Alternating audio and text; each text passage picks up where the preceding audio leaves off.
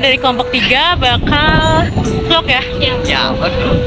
Ya. Masuk sih tapi tentang kayak Aduh, kan partnya banyak lah. Besti. Apa sih Allah? Capek. Oke, nama saya Sandra Mutrifani, absen berapa, Cok? 34. Ya, aku Dina Kilamaria absen 8.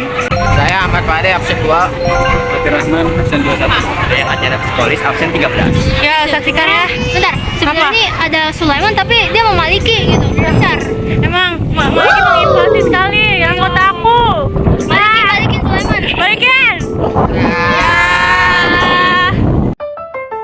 Jadi, karena kita ditugaskan untuk mencari peninggalan kerajaan Hindu-Buddha di Museum Fathahillah, Kita akan membahas mengenai kerajaan Tarumanegara. Halo semuanya, dengan Sandra di sini. Nah, kali ini kita ada di Prasasti Tugu, yaitu salah satu prasasti yang ada di Kerajaan Tarumanegara. Nah, isi dari prasasti ini adalah mengenai penggalian sungai Chandrabaga oleh Raja Dirajaguru dan penggalian sungai Gomati oleh Purnawarman pada tahun ke-22 pada masa pemerintahannya. Di dalamnya disebutkan nama dua sungai yang terkenal di Punjab, yaitu Sungai Chandrabaga dan Gomati yang menimbulkan berbagai tafsiran para ahli. Walaupun tidak lengkap, prasasti ini merupakan satu-satunya peninggalan Purnawarman yang menyebutkan unsur penanggalan. Prasasti ini menyebutkan dilakukannya upacara selamatan oleh kaum Brahmana disertai dengan 100 ekor sapi yang dihadiahkan. Kemudian prasasti ini menyebutkan dua nama lain di samping Purnawarman. Wow, prasasti apa tuh? Kok gede-gede gitu ya? Halo semuanya, kali ini saya akan menjelaskan tentang prasasti kebun kopi atau nama lainnya tapak gajah. Nah, prasasti kebun kopi ini terletak di Kampung Mara, termasuk wilayah Desa Ciwarutan Ilir, Cibung, Bulang, Bogor. Prasasti ini ditemukan pada abad ke-19 ketika dilakukan penebangan hutan untuk lahan perkebunan kopi. Oleh karena itu, prasasti ini disebut prasasti kebun kopi. Replika prasasti Ciarutan. Sebagai gambaran, prasasti ini ditulis dalam bentuk puisi India dan terdiri dari 4 baris. Jika tulisan ini diterjemahkan, maka didapatkan arti ini bekas dua kaki yang seperti kaki Dewa Wisnu. Ialah kaki yang mulia Sang Purnawarman, raja di negeri Taruma, raja yang gagah berani di dunia. Halo guys, bersama aku Dini Akila Maharani. Di sini aku bakal ngejelasin tentang prasasti Padro Sunda Kelapa. Prasasti ini menandai peristiwa perjanjian Sunda Portugal. Prasasti ini berbentuk tugu batu atau padrão setinggi 165 cm yang ditemukan pada tahun 1918 di Batavia, Hindia Belanda. Jadi prasastinya itu tuh tingginya tuh kayak aku guys, 165. Wow. Ya kan? Tujuan pembuatan padrão ialah untuk membangun benteng serta gudang bagi masyarakat Portugis di masa penjajahan. Pada bawah prasasti ini tertuliskan DSPOR yang merupakan singkatan dari Docenário de Portugal yang artinya adalah penguasa Portugal. Sementara pada baris kedua tertuliskan Esfer atau M singkatan dari Esfera do Mundo yang berarti bola atau harapan dunia. Halo semuanya. Jadi kita bakal mewawancarin salah satu pemandu di Museum Fathahillah ini. Nah di sini dengan kakak siapa namanya? Aku Rara.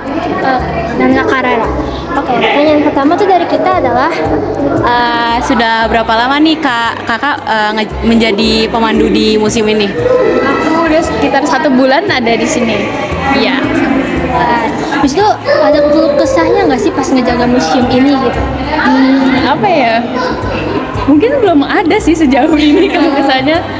Kalau misalkan kayak pengunjungnya kayak apa ya? Kurang jaga tata krama gitu. Oh iya, iya ada sih beberapa yang buang sampah sembarangan atau nyentuh sembarangan koleksi yang seharusnya nggak boleh disentuh ya. Biasanya tuh bocil apa gimana tuh? Random biasanya. Siapa aja bisa nyentuh. Kan. Yang kedua, Suka dan dukanya gimana nih? suka dan duka di museum ini, yang utama sukanya itu karena kita lagi nambah ilmu kan di sini, terus juga dapat kenalan teman baru banyak kan. Kalau dukanya ya belum ada sih. Iya, karena satu masih baru banget. Terus ada nggak sih kayak kata-kata motivasi untuk anak muda sekarang gitu kan, untuk belajar sejarah terus kan, atau gimana gitu? Iya betul, harus banget belajar sejarah. Motivasinya gitu Kak. Ya gitu aja sih. Ya, makasih. Jangan males belajar Oh sejarah. iya, satu lagi. Ada nggak sih kejadian mistis yang ada di sini? Mistis banyak sih. Apa tuh Kak? Spill. Mungkin kalau misalnya kakak ke penjara bawah tanah bakal ngerasain, aku sih ya kalau buat aku pribadi kayak demam gitu. Jadi atmosfernya kayak Beda. Karena kan tempatnya juga kayak lembab, terus kayak gelap betul, gitu kan. betul. Kayak, Mungkin lampunya di sini suka tiba-tiba kedip-kedip sendiri malam-malam apa siang Kak? menuju sore. Ini sore. Maghrib aja ya. Sebelum maghriban lah. ada lagi. Belum ada sih, jangan sampai. Kita harus ke Museum Fathahillah, guys. Iya betul. Oke, terima kasih ya. Terima kasih banyak ya Kak Rara. Iya, terima kasih.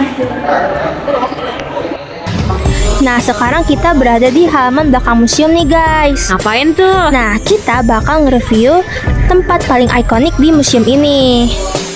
Ayo tebak apa? Yang ada P-nya nggak sih? Penjara. Yeay. Nah, mulai aja deh kita review penjaranya. Oke guys, jadi kita tuh berada di tempat yang apa? Yang dulunya tempat pengikatan para rakyat jelata oleh Tahanan gak sih? Iya. Kesian amat. oleh kaum Belanda. Ya, jadi mereka tuh diikat tuh pakai, jadi kakinya ditaliin. Habis itu nanti disangkutin ke batu gede itu. Kayak bola beton gitu yang sangat berat. Nah, kita di sini mau cosplay jadi jurnalisa, menjadi apalah gitu, explorer. Ini setahu gua dulu nih para tahanan di sini. Jadi tuh mereka diikat kakinya.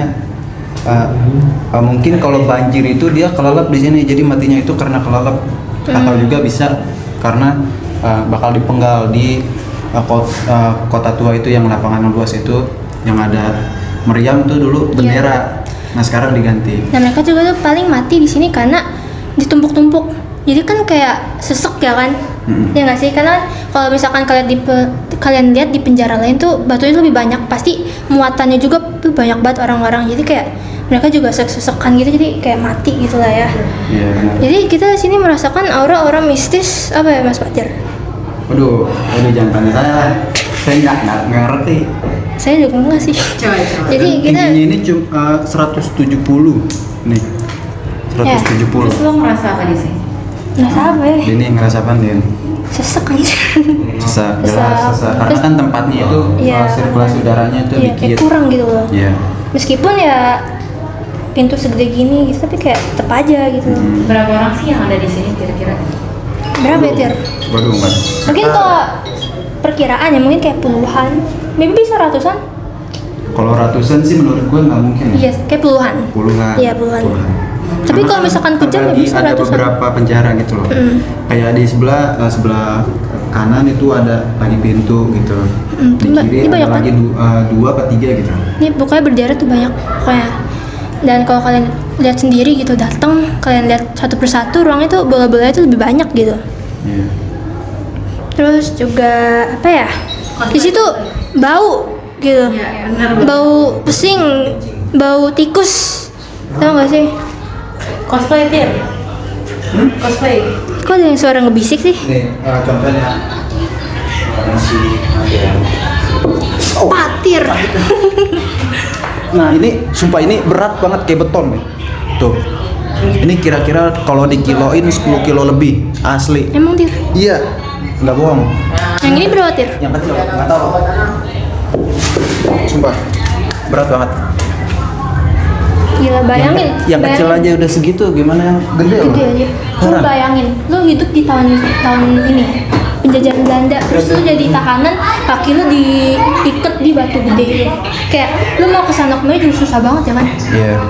Kayak Jadi kalau mau ngelawan itu nggak susah mungkin bisa. banget. mungkin ya setahu gua alat pemberatnya aja udah segini, gimana rantainya berat juga pasti. Banget. Pasti ya. Mau nyobain Tir? Oh enggak dong. Mana rantai? Gue rantaiin di sini. Udah, Ya jadi cukup, segitu ya guys. Cukup lah. Udah panas demi Allah, sesek. Segitu dah. Halo semuanya. Jadi kita bakal ngewawancarain salah satu pengunjung nih. Nah, di sini ada Bapak siapa namanya? Bapak Idi Rohyat. Oke, nah kan nama saya Dini. Saya Sandra. Oke, jadi kesan Bapak nih, tadi kan saya lihat Bapak tadi dari penjara bawah tanah nih. Iya. Kesan Bapak tuh gimana sih pas masukin, terus pas ngefut? Kalau kita melihat penjara bawah tanah, kesannya itu pada zaman perjuangan dulu, itu rakyat kita atau orang tua kita, nenek moyang kita sangat menderita sekali. Kita sebagai tuan rumah ya, atau sebagai pemilik negara ini dianggap sebagai pembangkang oleh para penjajah. Bahkan tadi saya sempat masuk di dalam penjara bawah tanahnya, itu sangat tidak layak sekali untuk ukuran manusia. Dari tingginya saja nggak bisa kita berdiri, kita harus merunduk. Bahkan ventilasi udaranya juga sangat kurang layak sekali. Kalau kita bayangkan dengan keadaan nenek moyang kita zaman dulu, itu mungkin ya, sekarang alhamdulillah banget kita sudah tidak merasakan Sudah merdeka. zaman dia, kita sudah merdeka. Dimana kalau kita masih seperti itu ya, gimana gitu rasanya. Jadi kesan pesannya ya sangat menyedihkan sekali pada zaman penjajahan. Mudah-mudahan kedepannya negara kita jangan sampai dijajah lagi oleh bangsa asing. Cukup dah nenek moyang kita aja yang merasakan. Terus bagi Bapak nih, Bapak udah explore semuanya nggak sih? Udah semua, ya. Nah bagi Bapak tuh tentang peninggalan-peninggalannya bagi Bapak gimana? Kalau peninggalan-peninggalan yang ada di dalam gedung Gubernur Jakarta zaman POS ya, zaman Belanda dulu, itu kalau dari segi panorama ya tadi sempat saya katakan miris sekali, jomplang sekali antara pribumi dengan para penjajah ya. Penjajah hidup sangat mewah sekali, sedangkan pribumi diperlakukan seperti budak. Itu kita lihat dari panorama yang ada ya. Sedangkan dari segi yang lain, senjata dan sebagainya, saya melihat kebudayaan kita pada zaman dulu sudah sangat maju sekali. Itu dibuktikan dengan senjata yang ada zaman Sultan Agung ya, terus dari replika-replika gedung zaman Melayu dulu itu sudah bagus. Cuma ya tadi itu zaman-zaman sulit kita pada zaman penjajahan dulu, situ sangat ditampilkan sangat detail sekali yang ada di dalam itu. Nggak ada lagi sih sebenarnya. Terus ada nggak sih pesan Bapak buat anak muda sekarang gitu? Anak muda sekarang, yuk untuk menghindari kejadian yang sudah pernah terjadi, yaitu penjajahan zaman dulu, kita hindarkan dengan cara belajar ya, kita menuntut ilmu yang tinggi, sebab dengan ilmu yang kita miliki, insya Allah kita akan terhindar dari penjajahan, baik penjajahan secara langsung, yaitu penjajahan secara fisik, maupun penjajahan secara tidak langsung, yaitu melalui kebudayaan. Kita pertahankan kebudayaan kita sebagai bangsa Indonesia, bukan berarti kita anti ya dengan budaya luar. Boleh budaya luar masuk, tetapi harus kita saring. Yang sesuai dengan budaya kita boleh kita terima, sedangkan yang tidak sesuai harus kita jauhi. Dengan cara apa? Tadi itu kita pendidikan kita tingkatkan lagi, pendidikan minimal lah anak-anak muda harus mempunyai pendidikan yang SMA atau S1 supaya kita bisa menelaah antara kebudayaan yang masuk, yang baik ataupun yang tidak baik. Ya, sama-sama. Oke guys, sekian petualangan kita di Museum Fathahillah. Ya, jadi kita saksikan saja. Oh ya, penutupan nggak ada ya teman-teman. Ini blooper saja ya. Kita capek soalnya. Terima kasih. Wow. Bye. Wow. Mama. Bye. Bye. That makes me feel this way.